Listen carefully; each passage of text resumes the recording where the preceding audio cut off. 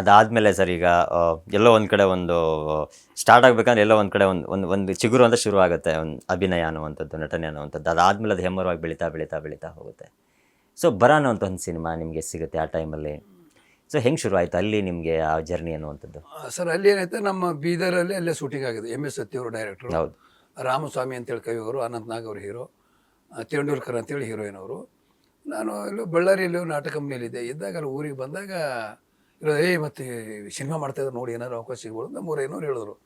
ಸರಿ, ಅಲ್ಲಿಂದ 25 ಕಿಲೋಮೀಟ್ರ್ ನಮ್ಮ ಊರಿನಿಂದ ಹೋಗಿ ಹೇಳಿ ಅನಂತ್ ನಾಗ್ ಅವ್ರಿಗೆ ಪರಿಚಯ ಮಾಡಿಕೊಂಡು ಹಿಂಗೆ ಬಿಸಿಲಲ್ಲಿ ಅವ್ರು ಹಿಂಗೆ ಮಾತಾಡ್ತಾಯಿದ್ರು. ನಾನು ಸ್ವಲ್ಪ ನಮ್ಮ ಮರಾಠಿನೂ ಬರುತ್ತೆ, ಮಧ್ಯಪ್ರವೇಶ ಮಾಡಿ, ಸರ್ ಬಿಸಿಲು ಜಾಸ್ತಿ ಸರ್, ನಮ್ಮ ಮೊಸರು ತಂದು ಕೊಡ್ತೀವಿ ಸರ್ ಅಂತ ಅವ್ರಿಗೆ ಒಂದು ಬೇಡ ಬೇಡದ್ರೆ ಒಂದು ಮೊಸರು ಕೊಟ್ಟೆ. ಓಕೆ.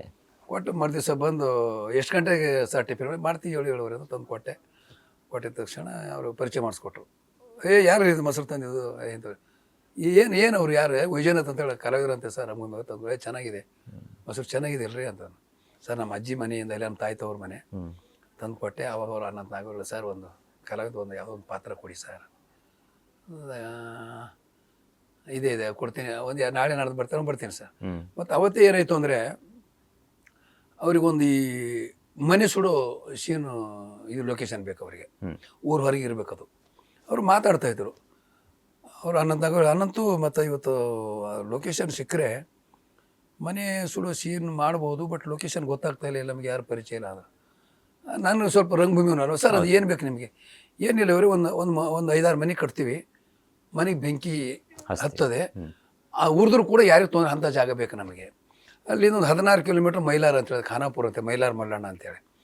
ನಾನು ಸ್ವಲ್ಪ ಹೊಡಿದಾಗ ಸ್ವಲ್ಪ ಮೊದಲೇ ಒಂಚೂರು ಚುರುಕು, ಸರ್ ಇದೆ ಸರ್ ಲೊಕೇಶನ್ ಸರ್, ಅಂಥ ಜಾಗ ಇದೆ ಸರ್. ಜಾಗ ಅಂದರೆ ಅದೇ ಸರ್ ನೀವು ಲೊಕೇಶನ್ ಹೌದು ಸರ್. ಈಗ ನೀವು ಬರ್ತೀರಾ ಸರ್? ನೀವು ಅಂದ್ರೆ ನಡಿ ಹೋಗೋಣ ಸರ್. ಕಾರ್ ರೆಡಿ ಇತ್ತು, ಕಳಿಸ್ಕೊಟ್ರು, ನೋಡಿದೆ, ಓಕೆ ಆಗೋಯ್ತು. ನೋಡ್ರಿ ಪರವಾಗಿಲ್ಲ ರೀ, ಮನುಷ್ಯಗೆ ಹಿಡಿದೆ ರೀ, ನೋಡಿ ಕರೆಕ್ಟಾಗಿ ಹುಡುಕಿದ್ರೆ ನೋಡಿ ಊರು ಹೊರಗಿದೆ.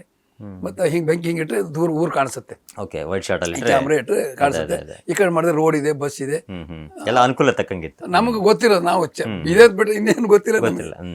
ಆಮೇಲೆ ಒಂದು ಚೂರು ಅವ್ರಿಗೆ ನಮ್ಮ ಮೇಲೆ ಇದಾಯಿತು, ಪರವಾಗಿಲ್ಲ ರೀ ಮಾಡಿಸ್ಬೋದು ಅಂತೇಳಿ. ಅವಾಗ ಅಲ್ಲಿ ಒಂದು ಪ್ರಥಮ ಸೀನ್, ಒಂದು DC ಅವರು ಊರು ಎತ್ತಿನ ಗಾಡಿಗಳು ಇರ್ತವೆ, ಊರು ಬಿಟ್ಟು ಹೋಗ್ತಿರ್ತವೆ.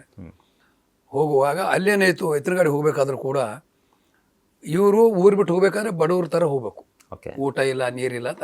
ಅಲ್ಲೇನಾಗಿದೆ ಸಿನಿಮಾ ಅಂದ ಕೂಡಲೇ ಗೊತ್ತಲ್ಲ, ಎಲ್ಲರೂ ಒಳ್ಳೊಳ್ಳೆ ಬಟ್ಟೆ ಒಳ್ಳೊಳ್ಳೆ ಹಾಕೊಂಡು ಬಂದಿದ್ದಾರೆ.